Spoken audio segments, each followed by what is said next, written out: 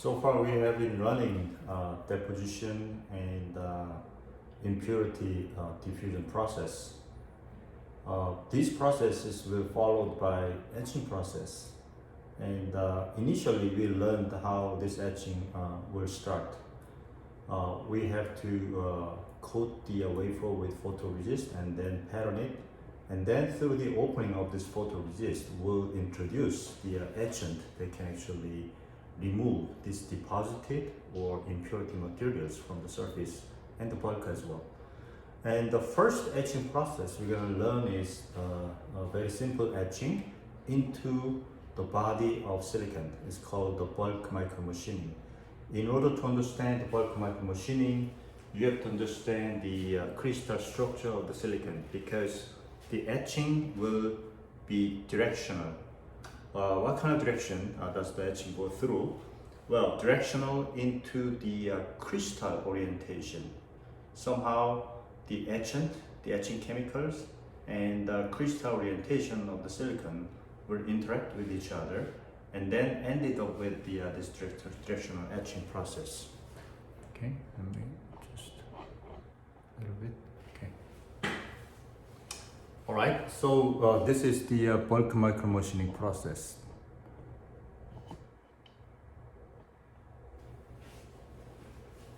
Okay, let me make it a little bit higher.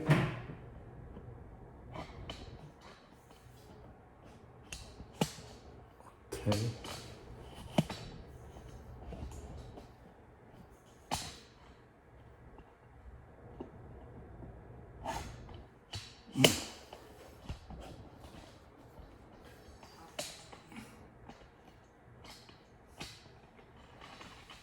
A little bit backward. Okay. I think it's better this way. Anyways, by the time you're watching this video, you will have your class material handouts. Anyways, you just take a look at handout together. So bulk micromachining is nothing but etching down the substrate. Remove the substrate.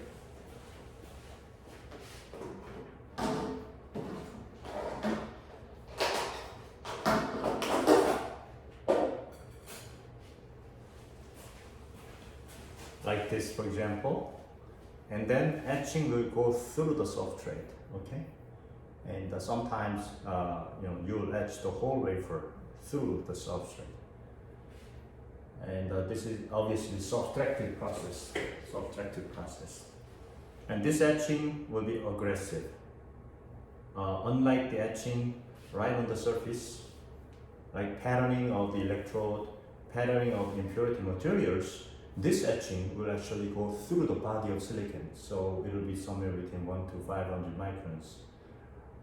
A nice little quick crystal etching is there. So you have to study the crystal, the interaction between chemicals and single crystal silicon will result in directional etching, okay, crystal etching.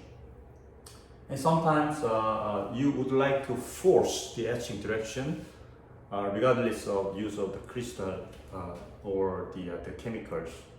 Well, in that case, you want to create, for example, vertical wall, completely vertical wall, and you can use a different kind of etching process. It's called deep reactive ion etching. So you learn first of all what is ion etching, reactive ion etching, and then learn what is deep reactive ion etching as well.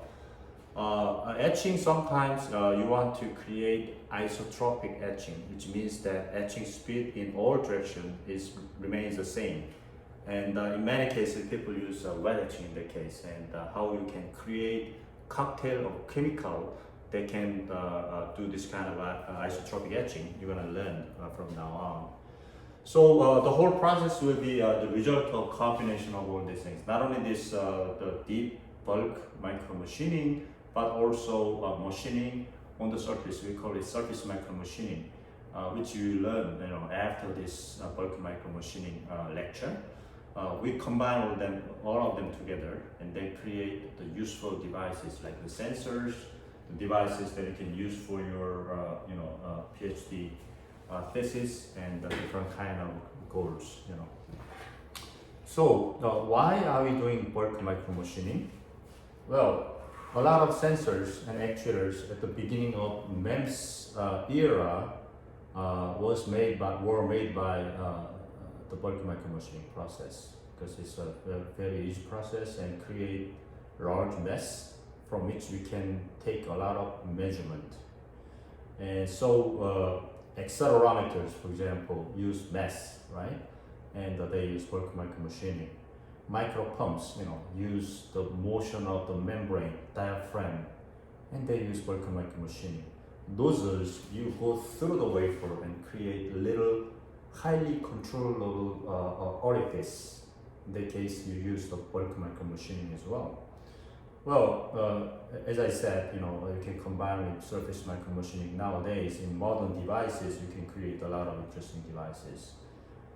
And so, in order to start your study on the bulk micromachining, you have to study the single crystal silicon first of all.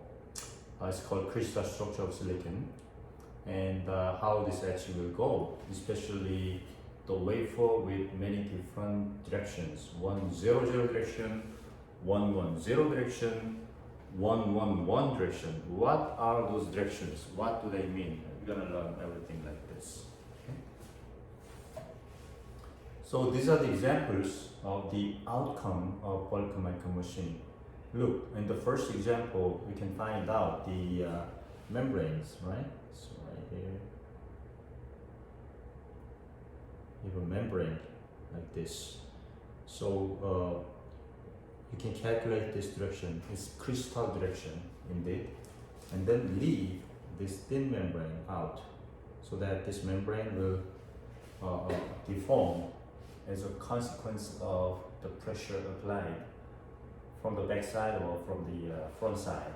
And then you can measure pressure by translating this deformation into electrical signal. How we can do that, we're gonna go over very quickly. And you can create, for example, things like these bridges, and if there's a flow over the bridge, what will happen? If you heat up this element, well, there will be convection, and by measuring the amount of this convection, you can calculate the flow speed over this bridge, right? That's interesting. You can even come up with this kind of a cantilever, and this cantilever will bend as a result of biological reaction. And you can measure biological reaction by specific combination of these biological molecules. Then you can detect, for example, target molecule like coronavirus, like nowadays. And you can create these via holes, and through these via holes, people can inject the fuel and then control the internal combustion engine, indeed, and in a highly controllable manner. So these are the examples of bulk micromachining. Okay. Crystal structure of silicon is exactly same as that of the diamond crystal. So indeed, it's really highly well-oriented and precious as well. And the value of diamond is just carbon. But why is it important? Because the carbons are arranged into a single crystal. That makes the diamond highly valuable. But you have diamond structure right here. It's a perfect crystal structure. So the just difference is that you have single crystal silicon atom instead of carbon atom in places. Okay? And whenever you talk about the crystal structure, you'll have to talk about the lattice and the basis. Okay, so this is standard way of definition. Okay, in material science scientists are communicating with each other, and whenever they mention crystal structure, that means two things. First of all, lattice. What kind of lattice do you have? What kind of structure you have? And what kind of atoms you have? That's the basis, atom and position. Okay, and in general, there are 14 so-called bravas lattices and infinite number of bases, because it's a combination of atoms, okay? And you can think about many different combinations. All right, the structural group, it actually defines the lattice constant and the lattice angles, okay? And in general, if I just pick up number of structural groups here, we can mention triclinic, monoclinic, and so on and so forth, okay? So let's think about this cube structure with the size A, B, and C, and angle alpha, beta, and gamma, okay? And then if you have triclinic structure like this, it means that A, B, C, they are equal to each other. So it's like same length. However, the angles are different. So they are like a little bit squeezed into X, Y, and Z, all directions. In that case, you have triclinic structure. Monoclinic structure is a little different, A, B, C, they are all different. And alpha and gamma, for example, they are 90 degrees, but this crystal is squeezed into only one direction. Okay, beta, Y direction, is not 90 degrees. By the way, these are the structures you can find from nature. Okay, so this is really interesting, phenomenon. Orthorhombic structure, if you have orthorhombic structure, that really means that A, B, C, they are different. Okay, and however, alpha, beta, gamma, they're all 90 degrees. And trigonal structure, people sometimes call this rhombohedral structure. In this case, A, B, C, they are all equal to each other. Alpha, beta is 90 degrees. Only the gamma is not 90 degrees, but less than 120 degrees. It's a strange structure. Tetragonal structure, A, B are the same. C is not the same as A, B. Alpha, beta are the same, and alpha, beta, gamma are the same as 90 degrees. And hexagonal structure, this is the famous structure that appears in many crystals in nature. A and B are same, and C is not the same.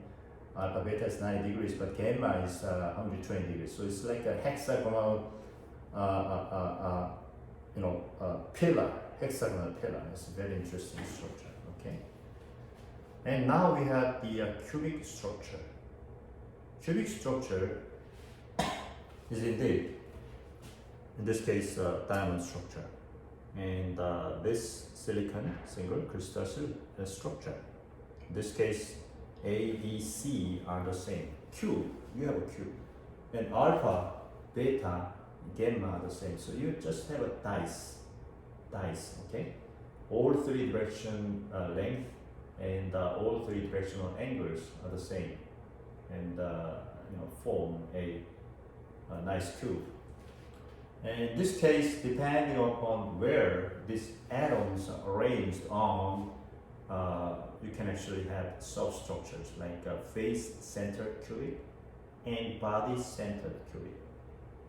And diamond, carbon crystal, and silicon crystal, the same crystal with different atoms, they are all face-centered cubic structures. And silicon atom as a basis is at quarter from each other. So in other words, you see this, I show you. This is the carbon or silicon atom, and the adjacent atom, if you align the coordinate system in a proper way, you can say that this atom is quarter distance vector away from the origin atom. That's how we figure out this crystal is composed of. Okay.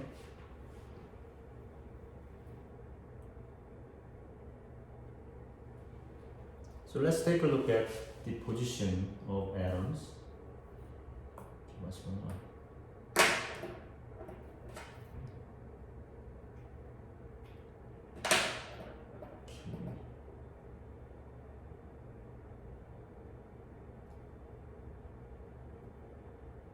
let's look at the position of atoms.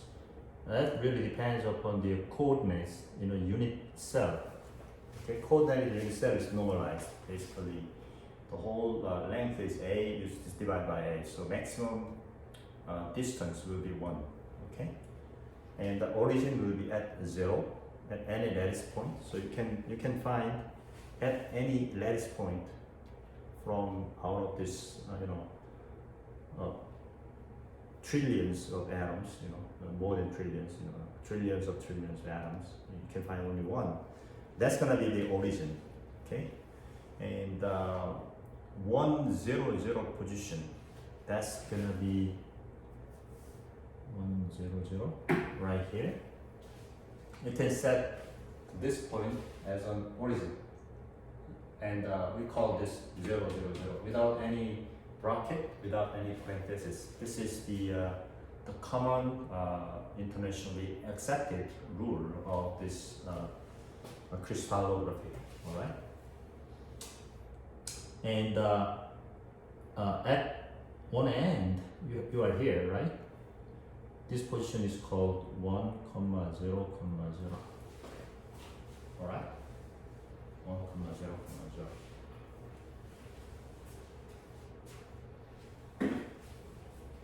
And for example, body center. What is the body center? It's going to be right here at the center. And body center will be half,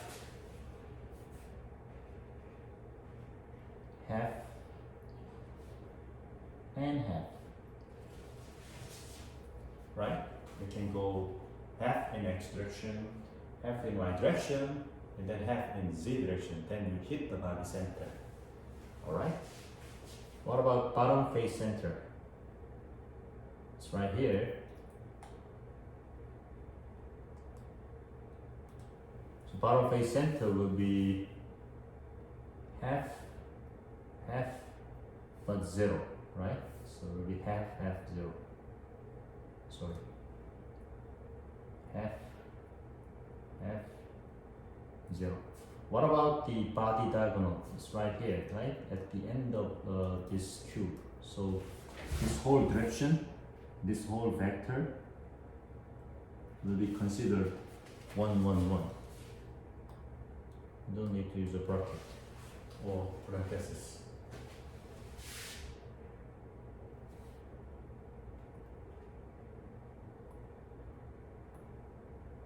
Okay, now you can even consider the direction. So what is the direction? In case you want to specify a direction, you have to use a bracket, okay? And U, V, W, that means that you have a line that passes through 0, 0, 0 and U, V, W. So in lattice directions, we are only interested in direction, okay, not the magnitude. So it's a vector, but vector without considering the magnitude. We are only interested in looking at the directions, okay? So here, UVW is a line passing UVW point. For example, here, you have this one. What is this direction? 1, 0, 0 direction, okay? So 1, 0, 0, 2, 0, 0, whatever it is, they are all the same. Basically, we are interested in looking at the direction. All right. And what about this direction? Well, it's right here. 1, 1, 1 direction, isn't it? Right? Because it passes through this vortex. And how can you show 2 minus 1, 0? In case you use minus direction, you will use R at the top of this number. So 2, you go 2 unit into X direction, right here, and 1 into minus 1 direction. So you start from here, 2 unit, and then 1 into minus direction. So indeed, you have this vector. And that vector and this vector, they are equivalent to each other. Again, we are not interested in the magnitude. Also, we are not interested in the origin, okay? So this vector, as far as they are pointing towards the same direction, the translation of the origin doesn't really matter, okay? So, look, this is 2, 1 bar, 0 direction, as I said, okay? Origin has shifted. Because you can take origin at any point among all these atoms, as I said in the beginning, right? So there are equivalent directions. For example, half 1, 1, 2, 2, 4, multiple of any number to this vector they are all same lattice directions because we are only interested in the directions. And we can also have a family of directions. This is a little different, you know. Instead of translation of these vectors, you rotate the whole frame. Then suddenly you have different vector definition. But even in that case, they are the same ones. Instead of we say they are same, we say they are equivalent to each other. Okay. So we call them family of directions. For example, 1, 0, 0 direction, right? This direction, 0, 1, 0 direction, this direction. Depending upon where you are looking at, you are looking from here, this direction is 1, 0, 0, and this direction is different. But they are equivalent to each other. And the 0, 0, 1, even this direction, you just look at in this direction, then it becomes 1, 0, 0 direction. So we call them the family of directions. They are a subset of one direction that is represented by 1, 0, 0 with this bracket, and we call them family of directions. Okay, so whenever I use 1, 0, 0 and use this, how do I call it? This bracket, then we say we have 1, 0, 0 family of directions among one out of all these things. Okay. All right. You can even define the planes out of these definitions. In that case, we use parenthesis HKL, for example. Here we call this method a Miller indices. Miller indices. You can have Miller index 111, index 111, Miller index 110, Miller index 100. Okay. And by definition, these are the plane. This is the plane that intersects with the XYZ axis at PQR. Then you just take the reciprocal of it, okay? Then take the number. For example, H is 1 over P, K equals to 1 over Q, and L 1 over R. All right. So let's try some practice. What is this plane? Look, this plane intersect with the XYZ axis at 1, 1, 1, right? So you just take the reciprocal. So this plane will be 1, 1, 1 plane, right? And what about this? Well, look here, this plane intersects with x-axis at 1, y-axis at 1. So 1 over 1, 1, another 1 over 1, 1. However, it never intersects with z-axis, infinity. So 1 over infinity will be 0. So this plane will be 1, 1, 0 plane. Is everything clear? Okay. And then, what about this plane?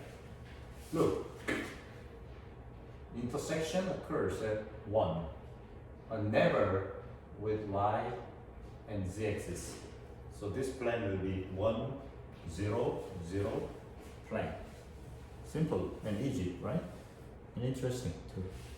And that plane is also a 1, 0, 0 plane, depending upon where you're looking at. It could be 1 bar 0, 0 plane, because if you set your origin right here, for example, this will be -1, right? So it will be 1 bar, okay? So it really depends upon where you set your origin. And that could be also family of 1, 1, 0. Either it could be 1 bar 0, 1 bar 0, whatever it is, depending upon the.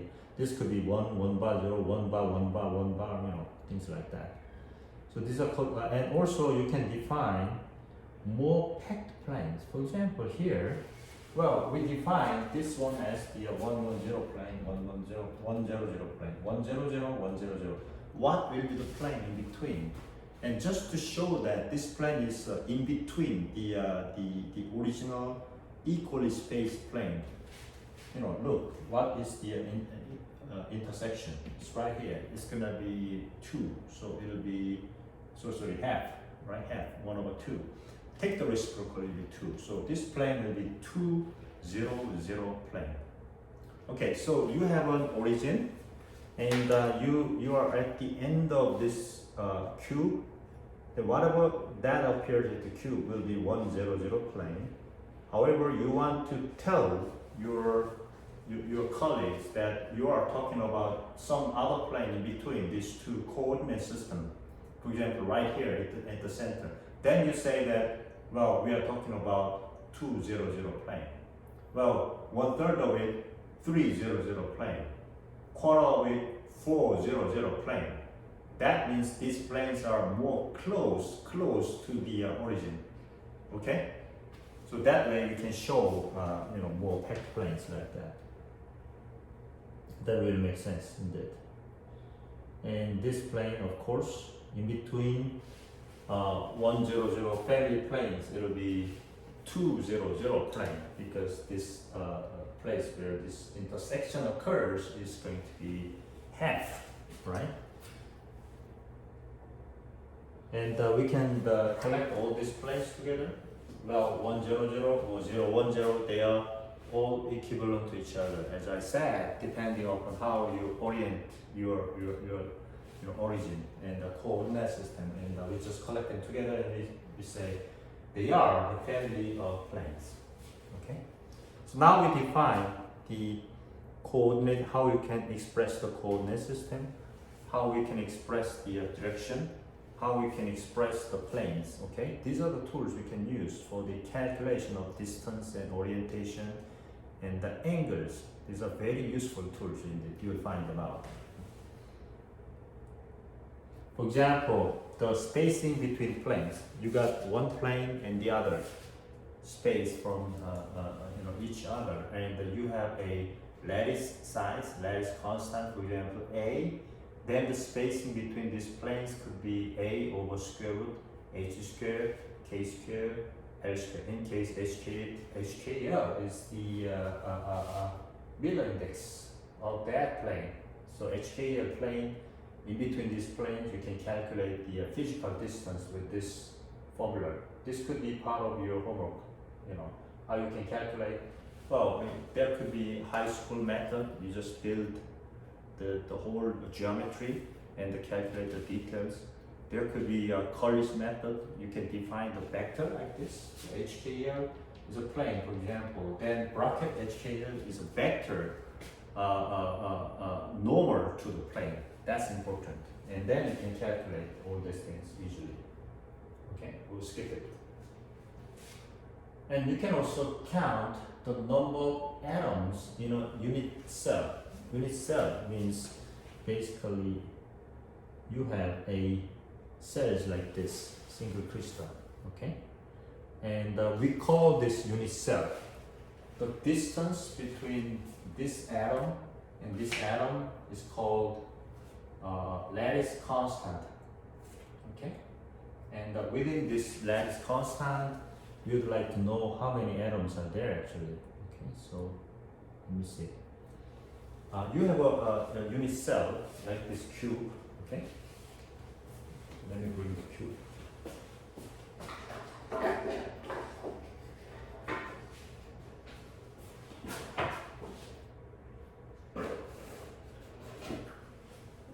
So let's consider that this is the unit cell.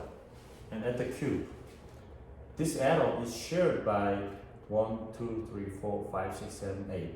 8 different unit cells. So the contribution of the counting of this atom it's gonna be 1/8. We call this corner atoms, okay? And what about face atoms? Face is in between these two crystals, right? So this atom will be shared by two adjacent unit cells. In that case, face atom contribution will be a half. Edge atom, edge is right here, and this atom will be shared by 1, 2, 3, 4 neighboring unit cells.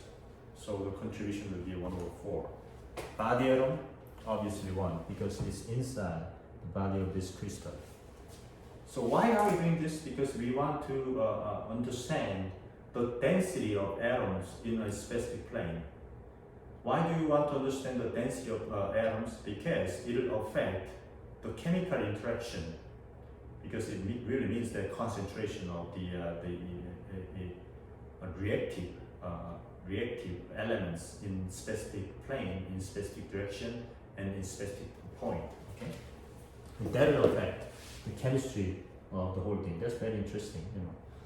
So this is indeed the single crystal silicon unit cell, and as I said, A represents the lattice constant. Okay, so you can just make it move around. It reveals a lot of different geometry depending upon from which direction you are looking at. So in this specific direction, you are looking at pretty much every atom at the corner, at the center, at the face, at the edge, and everywhere. Okay. So for instance, let's count with me all these things. What are these atoms? Well, this atom is the face atom. These atoms are the corner atoms, right? Obviously. So the calculation will be face atom half times half plus, and the corner atoms, remember, 1/8 times 4. So this contribution will be 1. You can consider this little patch of element area has the 1 atom in it. So if you want to calculate the total reactive atoms in a specific plane on this plane. By the way, what is this plane? This plane is indeed 100 plane, right? Indeed, isn't it? 100 plane.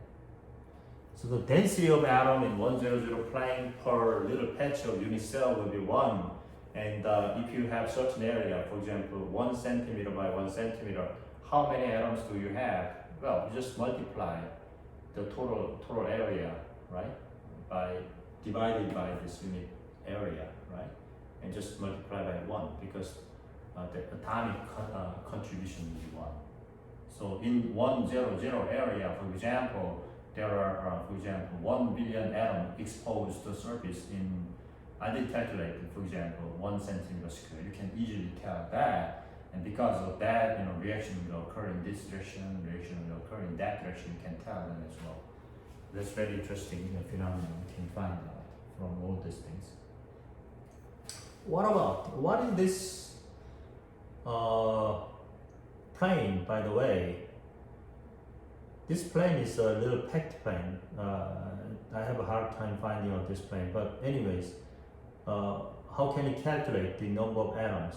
There are 4 atoms at the face. So 4 atoms at the face times each face contribution will be half, remember? So this will be considered as 2. So if you slice the plane in this direction, the contribution will be pretty high. 2, right? Compared to 1. I don't know what this direction is. We'll find out. Well, let's look at this. What is this plane? EG. Well, this is the origin. Look, this plane slices at 1 at x-axis, at 1 at y-axis, but never along the z-axis. There's no intersection. So this plane is obviously the 1, 1, 0 plane. Okay. There are a number of atoms, and this guy will be 1/8. This guy will be 1/8. This guy will be 1/8. This guy will be 1/2. Remember, and 1, 1, right? And 1/2, 1/8. You can calculate the number of atoms that are involved in this game. And look, there are a lot of atoms involved in this case actually. So remember, reaction occurring in 1, 0, 0 direction and the reaction occurring in 1, 1, 1 direction is different because there are different number of atoms that are involved in the reaction. Okay? And you can do a lot of different calculations, even 1, 1, 1 calculation. Sorry, this atom needs to be this atom, not this one. Okay? And you can even calculate the density of atoms in 1, 1, 1 direction, and you'll find out that the density of atoms in 1, 1, 1 direction is more than any other directions actually. Okay? And that's very important outcome. So this diamond crystal can be considered as the diamond lattices that are interpenetrating face-centered cubic lattices. All right. And we'll skip it. So as a consequence of all these things, we're going to have more detailed, more reasonable explanations a little later. But as a consequence, the etching characteristic will be different from one direction to the other. And if you etch, for example, 100 single crystal wafer, you would like to drive the whole process into the reaction limited process. Why? Because you don't want to have all this reaction process affected by other factors like the concentration and flow of the environment etching process.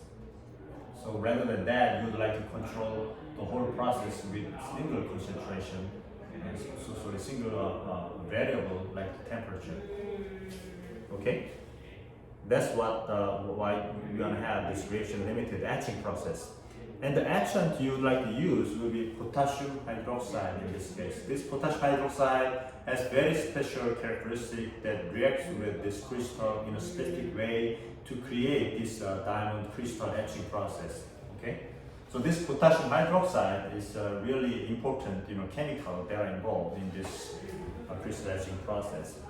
And different chemicals are introduced into silicon industry a number of years ago. EDP, for example, ethylene, diamine, picocatechol. And why do they use that? What are the good things? What are the bad things of it? We're gonna explain. Okay. TMAH, TMAH, tetramethyl ammonium hydroxide. Again, why do they use that? What are the good things and bad things? We're gonna explain them later. Well, if you etch the silicon, you need a mask. For example, you need to have a little opening here, and through the opening, you want to have this chemical react with the single crystal silicon. Other areas you want to protect from being etched away, otherwise whole wafer will just be removed. Okay. So in that case, you need something called a mask of this etching. And the mask materials we use normally in single crystal etching is silicon nitride, LPCVD, low pressure chemical vapor deposition silicon nitride, stoichiometric Si3N4, because a stoichiometric silicon nitride is highly resistant against etching chemicals. Okay. And sometimes people use thermal silicon dioxide because this has very high density protection. However, silicon dioxide will still be etched away even at a low speed compared with the silicon nitride. Okay? And this etching rate into particular direction is an important factor, right? If etching rate is too slow, sometimes etching will be impractical. If etching rate is too fast, you might have a chance to screw up your whole device, because etching will occur more or less non-uniformly across the whole wafer. You don't want that to happen. Okay. So this etching rate depends upon there are a couple of things: mixing ratio with the water, temperature of etching condition, and crystal orientation, of course. And typically, if you have E right here, this really means that etching rate into 100 direction. For example, this particular wafer that I have in my hand is 100 wafer. Why is it 100 wafer? We'll see that more in detail, but this direction, Z direction, is 10 direction. So sometimes people call this 001 wafer rather than 100 wafer. They are equivalent to each other, again, depending upon the chemical definition of the coordinate orientation, right? It's just the only definition of coordinate orientation. So etching in this 100 direction, typically at 80 degrees Celsius. Okay? If you use potassium hydroxide mixed with water at the concentration of 30%, so 30% of potassium hydroxide, 70% of water. That's the mixture ratio. Dilution, in other words, right? And typical etching rate, of course, it depends upon what kind of environment you use, what kind of, for example, stirring you are doing, So it's highly dependent upon the process you create for your own steps. Be careful. But if you have some kind of a rough estimation of this etching rate, it will be somewhere around a micron per minute. What's the micron per minute? 60 microns per hour, and 600 microns per 10 hours. What is the thickness of this particular wafer? This wafer that I have in my hand is 4-inch wafer, 10 centimeter across, 10 centimeter in diameter, 4-inch in diameter. 4-inch wafer typically has the thickness of 500 microns. That really means that after 10 hours, you can penetrate through this wafer. 10 hours, what is 10 hours? It's overnight etching basically. You just start etching sometime in the afternoon, and then next morning you come to the clean room and then find out that this wafer is well penetrated. Okay, but there are things you need to be careful about it. I'll talk about all these things in a little more detail soon. Well, if you have, not only this etching rate into particular direction is important, but also the etching rate into the direction where you don't want this etching to happen is important. We call such definition the etching contrast. For instance, you want to have etching in 100 direction much faster than the etching into 111 direction. So for instance, here, etching into 10 direction compared with etching into 111 direction, 111 will look something like this pyramid direction. Will be 400 times.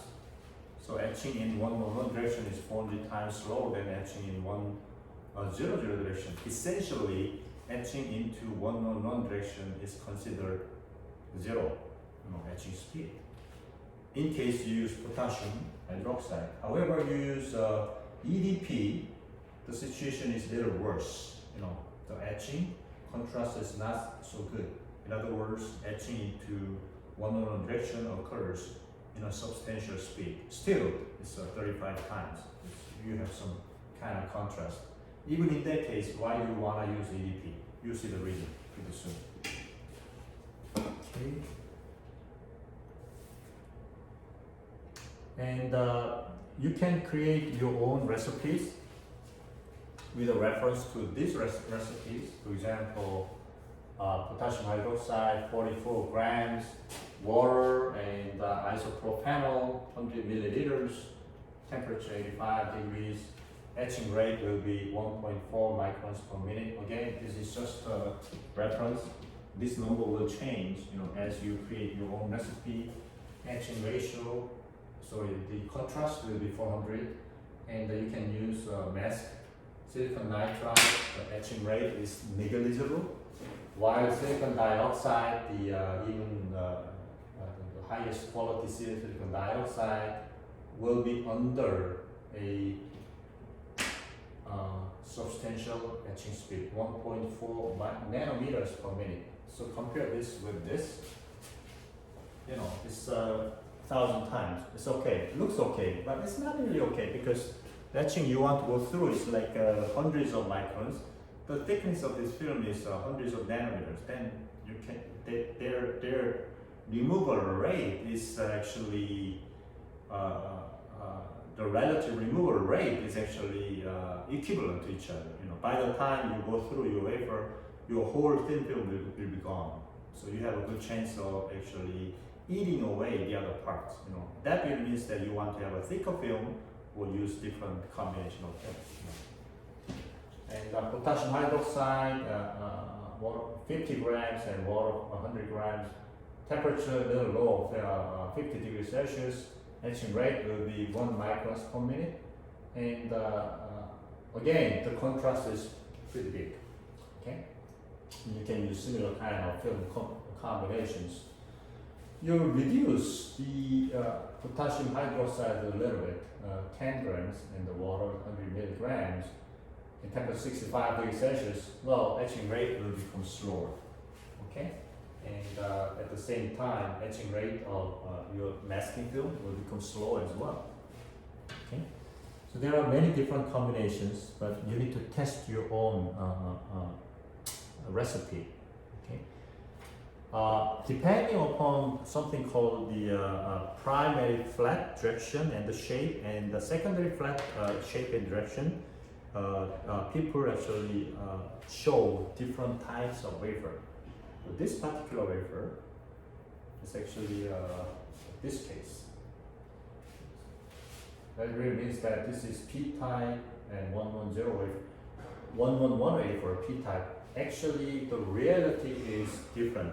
Nowadays, people don't use this kind of a sign anymore, so you can completely ignore it. Instead, just people let you know, well, indeed, this wafer is 100 wafer, N-type wafer.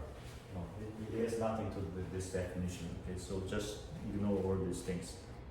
One thing you need to know about this direction is that, anyways, when they say 100 wafer or 001 wafer, this particular direction is 100 or 001, which are the equivalent direction. Still, yet, why do they have this flat? Well, this flat, major flat, is needed for alignment, because this is the first alignment of angle alignment in your mask aligner. This is highly visible, right? So you draw your mask layout, that shows a big window that reveals this major flat. That's why you need this major flat here in this wafer. Okay? So if you have this wafer, like this way now, you have a major flat.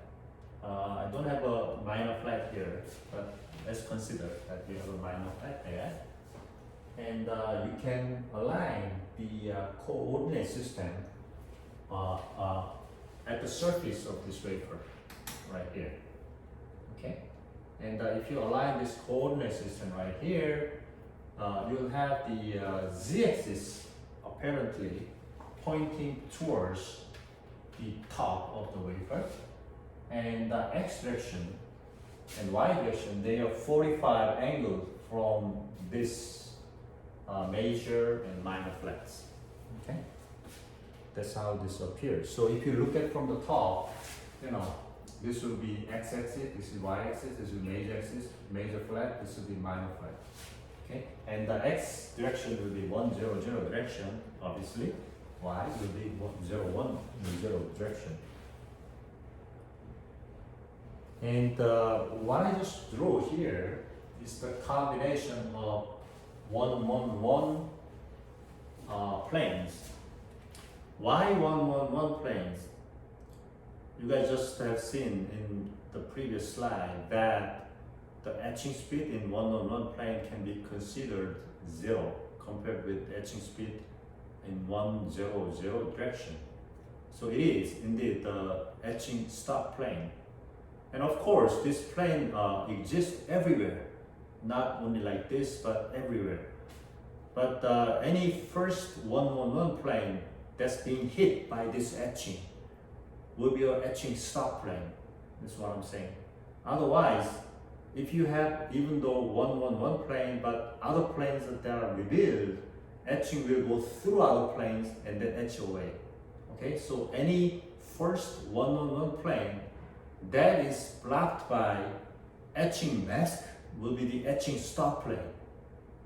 Okay, you can easily think about such etching behavior indeed. All right, that's why 111 plane is important. There are 8 combination of 111, 8 family of 111 planes here, right? So if you slice this wafer and look at the cross section and deposit and pattern this surface thin film, silicon nitride. Why is it green color? As I said, the thickness of silicon nitride we use typically in etching process is about 3,000, 4,000 angstroms, and at that thickness, silicon nitride will show green color, nice green color. So green color here is the etching mask. All right, and you have an opening like this. Okay, what do we know? Well, etching will stop at 111 plane that is combined adjacent to this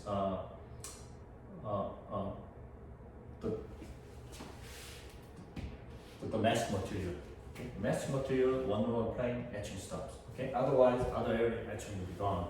That's the rule. That's the big rule we have. Okay, and you look at the this cross section that shows up here. All right. So initially, look, etching will go like this, and 111 plane. I don't know which 111 plane this really means. There are 8 different combinations. Why 8? 111, 1 bar, 1 1. So each place has 2 possibilities. 2 times 2 times 2, 8. 8 different planes. 8 different planes. I don't know which plane this is actually. Later on, you'll find out the specific etching plane. Okay.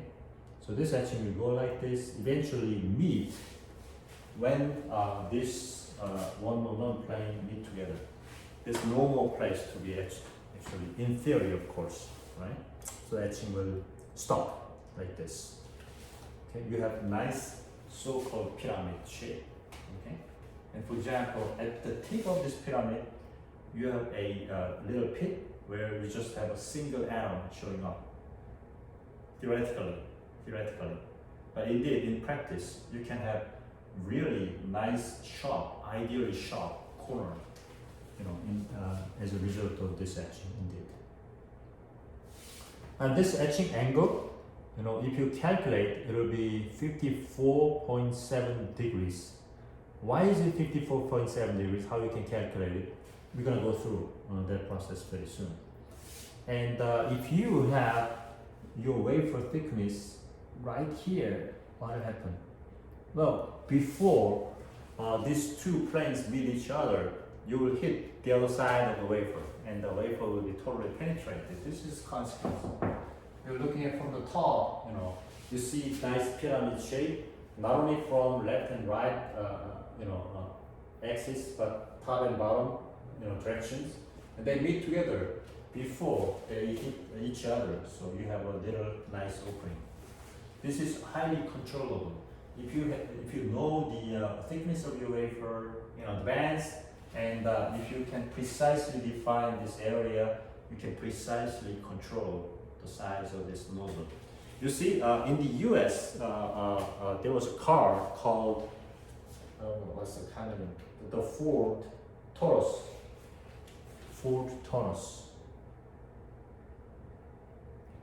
They're still selling it, right? So it's a very nice car. And the engine they use in the Taurus, they use this MEMS nozzle for the time in the mid 80s. You know, nowadays they found better way of controlling, better way, simpler and cheaper way. But they used to use this MEMS nozzle, for the time being. You can also use this MEMS nozzle for injection of the ink. So people use this nozzle for inkjet print head, indeed. And you can also use this nozzle for dropping cells on top of the other cell. Because you have a highly controllable nozzle like this, you can put a single cell in this chamber, many of them, and pressurize it from the top, push, and then obtain only one cell. And at the bottom, there's the other cell awaiting to meet this cell. You can put them together. You can just apply high electric field, merge the cell. Well, not one by one, because you can create this little holes everywhere across the whole wafer. You can create thousands, maybe 10,000s of holes, and you can put these cells into 10,000s of chambers, and then run these experiments, 10,000 combination of cells at once. This has never been possible with any other biological, pipette-based experiments. This is something that can be afforded by silicon technology. You can use it for your own thesis, for your own research, for the development of your own products. That's the new window that we are opening. Well, we can even come up with this kind of V group. We call this V group. Why do we have this V group? Why do we have this pyramid shape? Well, because we have opening like this. Well, because we have opening like this long, thin rectangular opening. So it really depends upon the opening shape. Why is this angle 54.7 degrees? It really depends upon crystal structure of your silicon. Single crystal silicon. Look, this plane is 111 plane right here, right? What is the normal vector to 111 plane? It's 111 direction, by our definition, by Miller index definition. You can easily tell it. So this direction is indeed 111 direction, okay? And what about 001 plane? Normal vector is 001 again. If you take the inner product of these two, you can calculate the angle between these two, right? By simple math. So just take the inner product, 111 and 001, and consider them as a vector, consider this as a magnitude, and you can calculate cosine theta easily, right? And that cosine theta will be 54. Arc cosine theta will be 54.7 degrees, So it will be really arc cosine of 1 over square root 3. Remember, this is 1, this is square root 3. 1 over square root 3. Take the arc cosine, you'll find that it's 54.7 degrees. The etching profile, etching shape will be highly dependent upon the opening shape, okay? And the big rule of this etching is the etching will be blocked by 111 slowest etching plane, okay? After a long time of etching, any arbitrary shape opening will be surrounded by largest possible rectangle. That's simple, right? Because etching other than 111 plane will obviously eventually be etched away, leaving only 111 plane. And so island mask, for example, you instead of opening, you have only blocking of certain area will be gone after a long time of etching. Why? Because etching will penetrate from all directions. Okay. So for instance here, these are the etching masks, green, and I tried to show gray, but I don't know if it looks like gray. So it's not very highly contrasted, but you can still tell it. Well, let's say this is the opening, square opening. After a long time, well, before a long time of etching, what will happen? If you draw the etching profile, it will look something like this at the beginning of etching. So these planes will be 1, 1, 1 planes, the family. And this plane will be 1, 0, 0 plane, the family, right? And as time goes by, this etching will be more and more progressed into the deep body of the silicon, right? And eventually, after a long time etching, what will happen? You know, you'll just be left with nice faceted, I say faceted, like the diamond, sharp pyramid of crystal plane. Wouldn't that be nice, right? So we can try the same. Remember, in your exam, probably I will ask you something like this. Initially, actually, will go like this, but eventually, as time goes by, everything will be ended up with the combination of family 1, 1, 1 planes, right? What about this guy? Initially, etching will, I show this open line, dotted line, to show that these are the etching profile hidden behind this thin film of masking material. It's not visible, right? And here, etching will be more or less like this, you know, shape. So if you take, for example, this cross section, you will have something like this hanging structure with silicon underneath. And what are these angles? You should be able to calculate, because you can tell, you know, which planes are these and which planes will show up. Alright, makes sense? And eventually, as time goes by, as we predicted, the result of whole etching will be like, again, this is hidden, hidden, hidden, hidden, right? And hidden, what's showing up? Hidden, hidden, showing up, hidden. It'll be like this. The largest possible combination of 1, 1, 1 family of planes. If you have a tilted opening like this, simple. Again, the result will be largest possible combination, you know.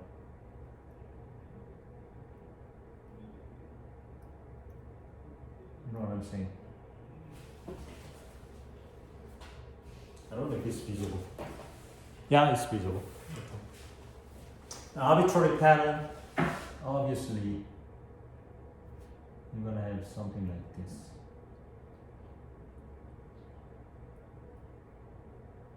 Right? Something like this. Circular pattern, simple.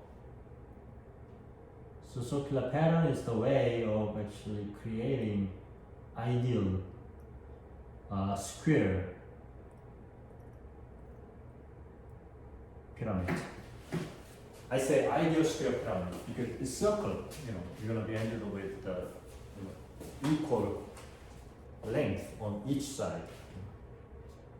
What about this? This looks much more like a diving board. So initially, etching will go like this, right?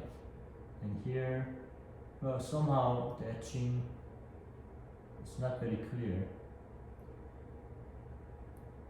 We don't know actually exactly what will happen here, but it will look like this. And eventually, this part will be keep being removed until while this part proceeds. Okay? So eventually, the etching profile you will have after a long time of etching will be again a pyramid shape.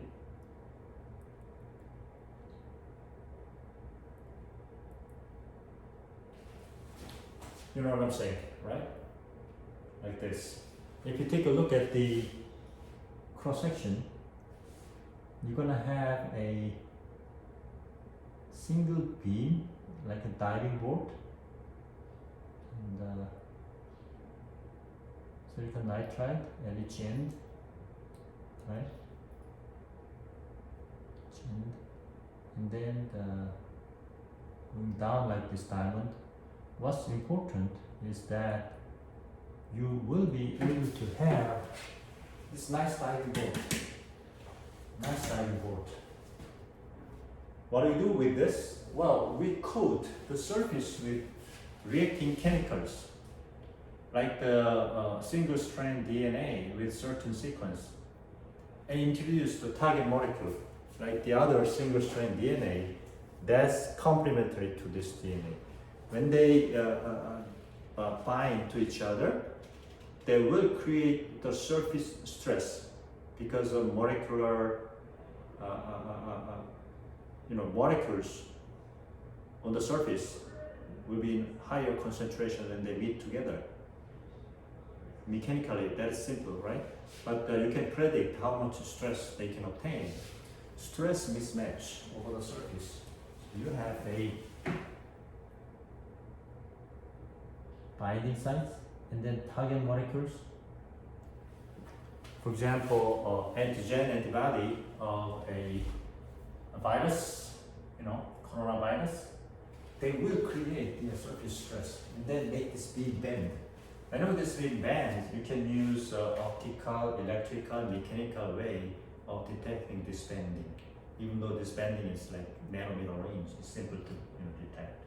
And we'll study together, a paper on the science regarding this kind of a highly specific, biological sensor. Indeed, it is interesting. In this case, the whole thing will go like this, right? And this is the island. Initially it will go something like this, but eventually the whole part will be removed. This thin film will be removed and floating away. So look, this is a good way of having little parts like this. Okay. Many of them, maybe millions of them, in a solution, water, for example. So if you create, for example, star-shaped island, millions of stars will be floating in the water. Cross-shaped island, millions of crosses will be floating in the water. What can you do with that? Well, you can align them together into specific pattern and then use them as a LED source, for example. You can make the LED source float in the water and use external electric field inside this liquid to align them together and then put them together in place and then create nice LED TV this way. Are they really doing this way? Well, there's no large scale product yet, but small scale product like your handphone, mobiles, your display can be made with this way, with much higher efficiency. So look, only with this little simple technology, there are a lot of possibilities you can use. Okay, so everything is only depends up to you guys, your imagination. Well, I think I can stop here, and the remaining part we can finish up this Wednesday. Okay, thank you.